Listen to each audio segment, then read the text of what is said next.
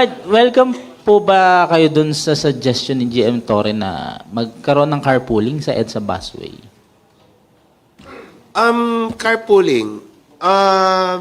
Alam nyo, si GM Torre kasi, coming from the outside, marami siyang naiisip, marami siyang suggestions. Na dito naman sa amin, lahat yan, wini-welcome natin. Hindi lamang galing kay General Torre, kundi sa lahat naman ang nagsasuggest. So, ito pong suggestion na sa carpooling, kailangan pong, syempre, entertain naman yan, aralin, at tingnan yung feasibility. Pero kung inyong matatandaan, as early as 2018, si then GM Jojo Garcia already floated this idea. At doon po sa aming pag-aaral ay marami ng issues na lumabas. Number one dyan yung implementation. Paano mo malalaman na high occupancy yung vehicle?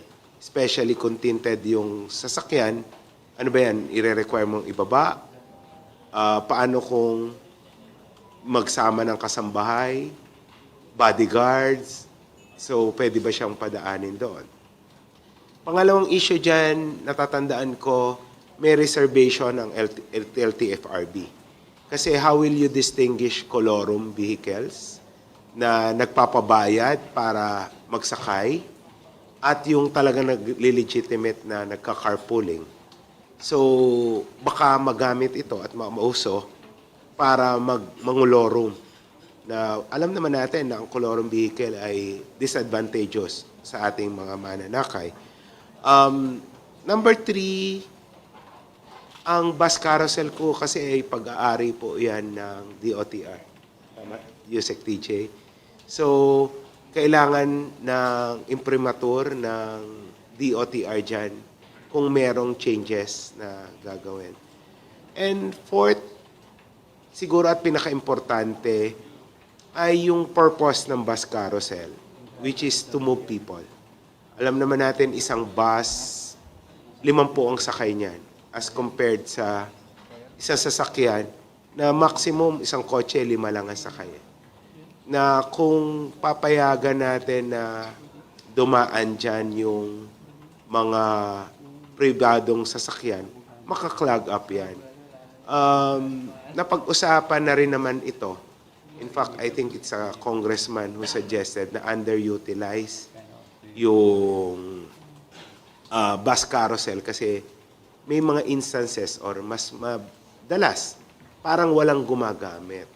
Pero ang hindi nakikita doon ay yung convenience noong mga mananakay na gumagamit ng bus. Na dati, 3 to 4 hours end-to-end bago ka makarating from Balintawak to MOA and vice versa. Ngayon po, nasa 1.5 oras lang ang end-to-end.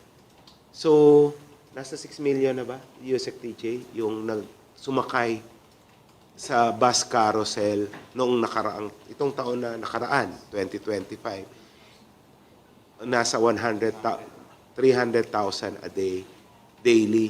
Imagine niyo yung 1 oras kalahati na natitipid nitong 300,000 a day na in terms of manpower, in terms of time na ini-spend nitong ating mga kababayan sa kanilang pamilya, ay natitipid nila. In terms of sa economic benefits, meron din. So, madidefeat yung purpose ng bus carousel na dedicated lane kung papayagan natin na masamahan ng pribadong sasakyan. So, again, yan naman po ay suggestion lang na kailangan aralin. Pag-usapan with the OTR. And then kung hindi naman feasible, mananatili yung pagiging exclusive ng bus carousel. So, siguro iwan na natin yan doon, itong discussion about this, na ito po ay suggestion ni GM Torre, na titingnan pa rin po natin, i-discuss with the OTR. But offhand, yan nga po, naaral na po yan before, and talaga pong may mga issues na kaakibat ng proposal.